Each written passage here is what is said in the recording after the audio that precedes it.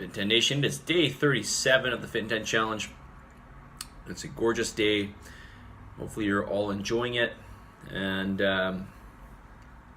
I am drinking a Rockstar, which I never ever drink these drinks. I don't even like carbonated drinks.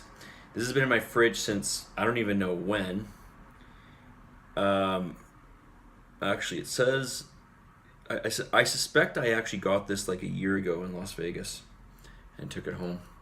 Anyways, I'm drinking it because I'm being a little more strict with my diet. Not that I wasn't strict before, but I am officially dieting. So meaning I'm restricting my food more than what I was before, and I won't get into why because it doesn't really matter. But doing that right now, and so my cravings are going up a little bit. Here's one thing that I just saw in my fridge. I'm like, I'm gonna have it. But usually what I do when I'm craving more is I actually drink a little more coffee in my diet. Like I crave coffee. So anyways, why don't we ask the question here? Listen, do energy drinks do anything? What's the energy? This is 0 calories, so there's no energy in it. Or there's 10 calories in here. So what is the energy? There actually is no energy in this. What it is there's actually caffeine in this, right? So caffeine is going to stimulate your adrenals to produce more epinephrine and norepinephrine, and that is going to put you in a fight or flight mode, which is going to wake you up, make you feel stimulated, and is going to make you want to move around and do stuff, okay? But that doesn't mean that there's any actual energy in here.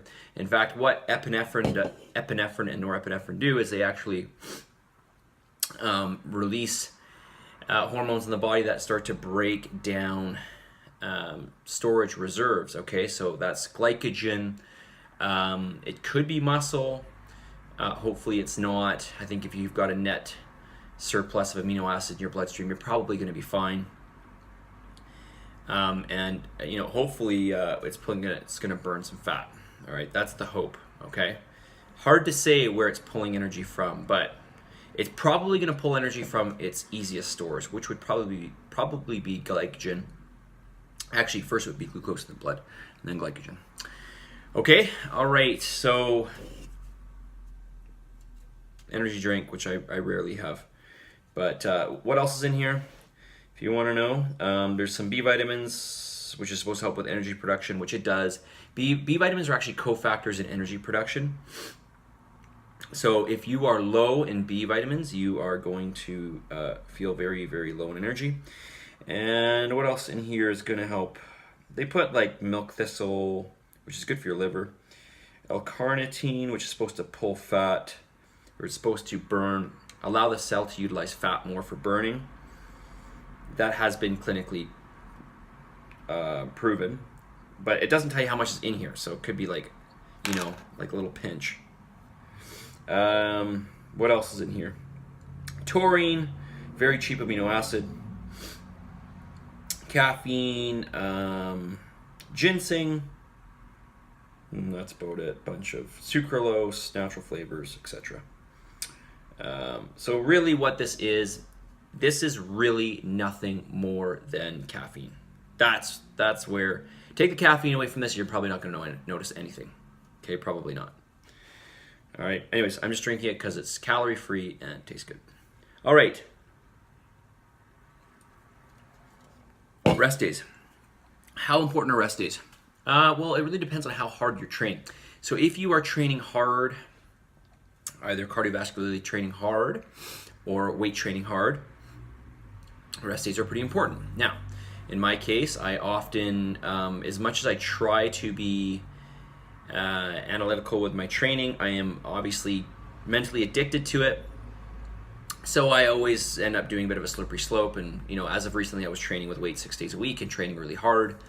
And I started to just get really, really tired. I needed more rest days, essentially, okay? So now what I've done is I've actually changed my training to 2 days on, 1 day off, 2 days on, 1 day off. With a little more volume in each of those workouts. But how important are rest days? They are really important if you're training hard. So if you're pushing yourself you need to recover. Generally speaking, I will say to people you should be resting at least 2 days a week. Okay? If you're in the case of the Fit in 10 challenge, your cardio you're doing 3 days a week, which is like, it's pretty hard, but it's only 20 minutes. It's not like that long, or 30 minutes, but it's like 20 minutes of actual hardness. So that the overall volume is not very much. And then your weights, you guys should be training hard, but again, for a lot of you, this is all just new. So,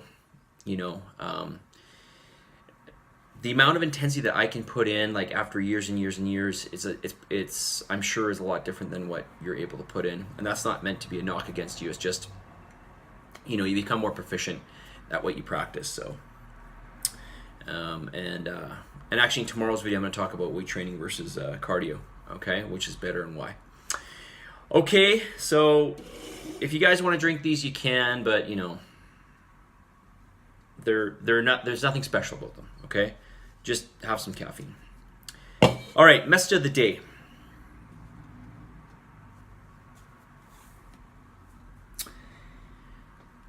Change the way you look at things and the things you look at change. Change the way you look at things and the things you look at change. And this is really, really important because this is all just perspective, right? This is all just perspective. So, and I often try to do this if I ever feel frustrated or I feel like the world's working against me, which it never is, by the way. That's just in your own head. But one good example is actually somebody did a challenge. This was in the fall, I believe. So if you've heard this story, my apologies, but I'm going to tell it again. Somebody came into me and they said the challenge was ending, and they said, you know what, I'm really the thing I'm going to miss the most about the challenge is having to figure out my food every day because it was such a puzzle and I found it so fun. Which for the most of you, it's like, it's annoying, right? But I just thought that was just so cool that she had this entirely different perspective on, figuring out her food for the day. So, oftentimes if, try to change the way you look at things and then, things will change. Whatever you're looking at in whatever bad light will change into a good light, right? What's another example? One example for me was when I used to commute more, was being stuck in traffic, and I would always try to find a way that would where I could look at it in a different light. And so what I would do is I would often end up studying.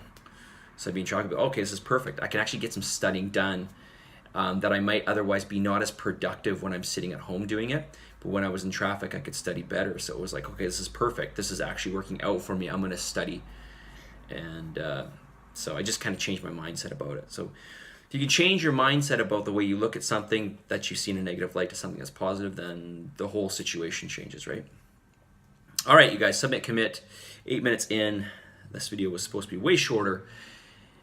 Oh, tomorrow we're going to have class at 11 a.m. Okay, we're going to run it at 11 a.m. I'll put it in Slack tonight. 11 a.m. class tomorrow. It is a holiday, so we're just going to get it in earlier in the day. And I will talk to you guys all very soon. Have a wonderful evening. Enjoy this day. And we'll talk to you soon. See you guys. Submit, commit. Don't quit.